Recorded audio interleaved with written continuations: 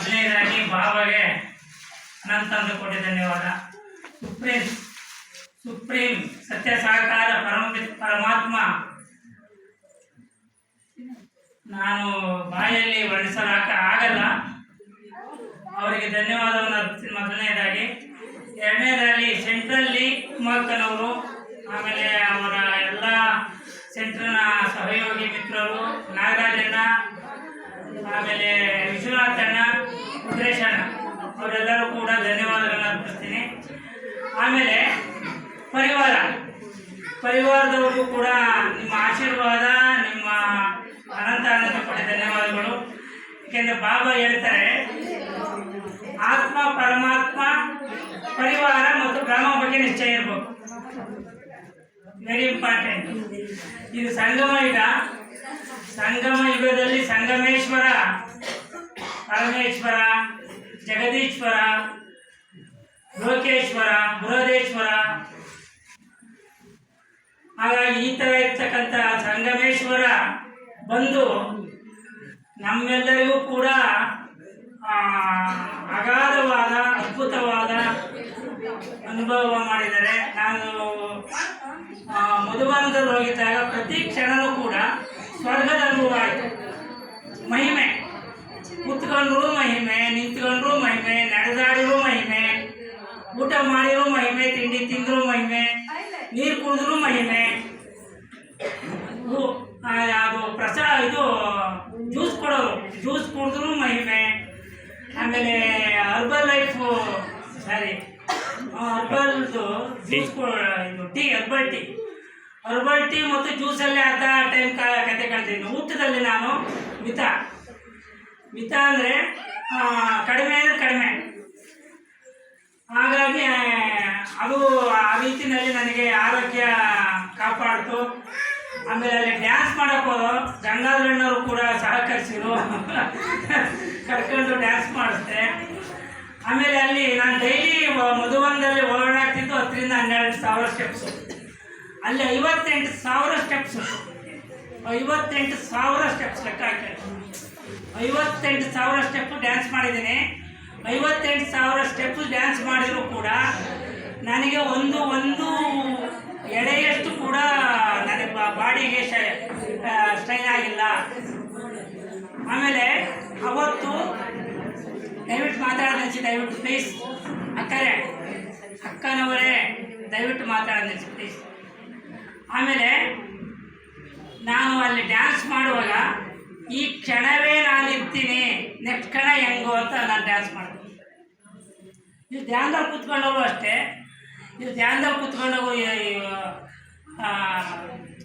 Supreme ಪರಮಾತ್ಮ ಸಾಕಾರ ದರ್ಶನದಲ್ಲಿ ನಾನು ಯೋಗ ಮಾಡ್ತಾ ಕೂತ್ಕೊಂಡಾಗ ಅವಾಗಲೂ ಕೂಡ ನಾನು ಈ ಕ್ಷಣದಲ್ಲಿ ನಾನು ಇದ್ದೀನಿ, ನೆಕ್ಸ್ಟ್ ಕ್ಷಣ ಏನಾಗುತ್ತೋ ಅನ್ನೋ ಒಂದು ಇದರಲ್ಲಿ ನಾನು ತಲೆನಾಗಿರ್ತೀನಿ. ಆ ರೀತಿಯಲ್ಲಿ 58,000 ಸ್ಟೆಪ್ಸ್ ಹಾಕಿಯೂ ಕೂಡ ಆಯಾಸ ಆಗಲಿಲ್ಲ. ಆಮೇಲೆ ತಿರ್ಗಾ ನಾನು ಸ್ನಾನ ಮಾಡಿಕೊಂಡು ತಿರ್ಗಾ ಮಾಮೂಲಿ 3 hours ಸಾಯಂಕಾಲ 7 ರಿಂದ 9, 9:30 ರಿಂದ 10:30 ಯೋಗ ಮಾಡಿದ್ದೀನಿ.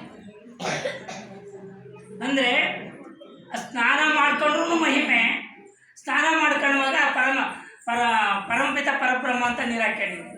ನೆನ್ನೆ ಹೇಳಿ ಮುರಳಿಯಲ್ಲಿ ನಮ್ಮ ನಾಗರಾಜಣ್ಣವರು ಇದರಲ್ಲಿ ಬಾತ್ರೂಮ್ಗೆ ಹೋದಾಗ ನೆನೆಸ್ಕೊಳ್ಳಿ. ನಾನು ಅದನ್ನು ಸುಮಾರು ದಿನದಿಂದ ಮಾಡ್ತಾಯಿದ್ದೀನಿ. ಮನೆಯಲ್ಲಿ ಸ್ನಾನ ಮಾಡೋ ಪರಮಪಿತ ಪರಬ್ರಹ್ಮ ಅಂತೀನಿ. ಆಯಿತು ಅಕ್ಕರೇ ನನಗೆ ಇಲ್ಲೇನೇ ಒಂದು ಅನುಭವ ಆಯಿತು. ಓದ್ಕಿನ ಮುಂಚೆಗೆ ಇಲ್ಲಿ ಅಕ್ಕವ್ರು ಕೂತಿದ್ರು, ಅವ್ರಿಗೆ ನಾನು 5 ಗಂಟೆಯಿಂದ ಬಂದು ಧ್ಯಾನ ಮಾಡ್ತೀನಿ, ಅಕ್ಕವ್ರು ಬಂದು ಬಾಗಿಲು ಓಪನ್ ಮಾಡಿಬಿಡೋರು. ನನಗೆ ಅವಾಗ ಒಂದು ಸ್ವಲ್ಪ ಡಿಸ್ಟರ್ಬೆನ್ಸ್ ಆಗೋದು.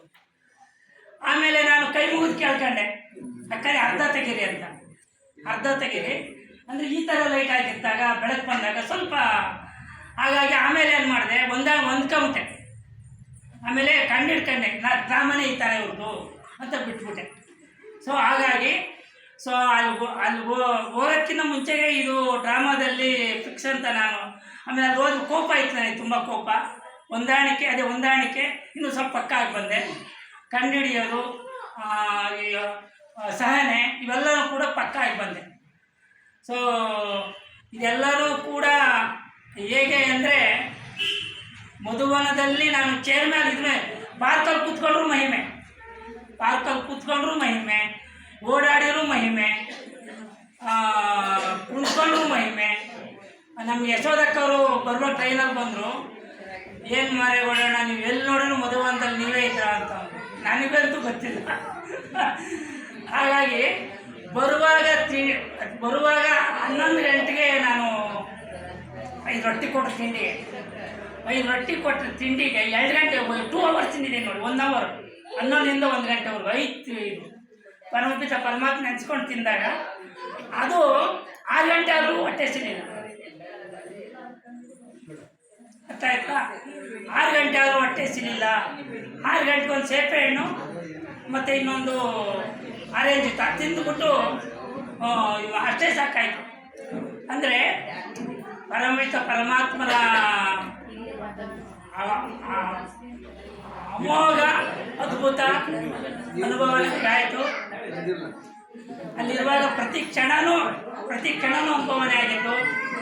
ಪ್ರತಿ ಕ್ಷಣ ಪ್ರತಿ ನಿಮಿಷ ನಾನೇನೇನು ಕೇಳ್ತಿದ್ದೆ ಅಂದರೆ, ನಿಮ್ಮನ್ನು ನೆನೆತೀನಪ್ಪ ಪ್ರತಿ ಕ್ಷಣ 24/7 24 ಅವರ್ಸ್ ಪರ್ ಡೇ, ಶ್ವಾಸ ಸಂಕಲ್ಪದಲ್ಲಿಯೂ ನಿಮ್ಮನ್ನು ನೆನೆತೀನಿ ಅಂತ ನಾನು ಹೇಳಿದ್ದೆ. ಸೊ ಆ ರೀತಿಯಾಗಿ ನನಗೆ ಅದರ 10 ಪಟ್ಟಷ್ಟು ನನಗೆ ಜಾಸ್ತಿ ಅನುಭವ ಮಾಡಿದ್ದಾರೆ, ಪವಾಡ ಮಾಡಿದ್ದಾರೆ. ಇದೆಲ್ಲರಿಗೂ ಇದೆಲ್ಲದಕ್ಕೂ ಕಾರಣ ನಮ್ಮ ಪರಿವಾರ, ನಮ್ಮ ಉಮ್ಮಕ್ಕರ ಸಹೋದ್ಯೋಗಿ ಮಿತ್ರರು, ಆಮೇಲೆ ಅವರ ಎಲ್ಲರೂ ಕೂಡ ಧನ್ಯವಾದಗಳು ಅರ್ಪಿಸುತ್ತಾ ನಾವೊಂದು ಈ ಒಂದು ಕಾರ್ಯಕ್ರಮವನ್ನು ಮುಗಿಸ್ತೀವಿ. ಧನ್ಯವಾದಗಳು.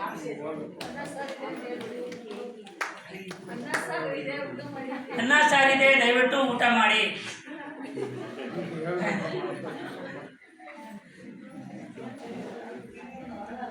Thank you.